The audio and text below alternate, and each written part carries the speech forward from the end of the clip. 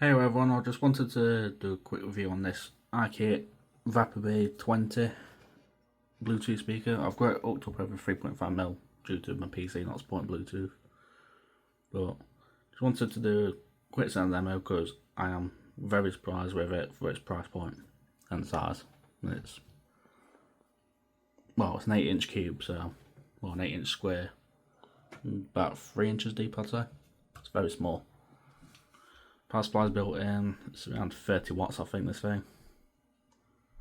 3-inch woofer, or 3.2, something like that. And a 1 or 1.5 inch tweeter, silk down. So, I'm not going to crank it all the way up because 1, I don't want distortion, 2, I just don't feel like listening to music loud today. So, we'll start at 30 and I might crank it up to 50 or so. It's maxed on the speaker side.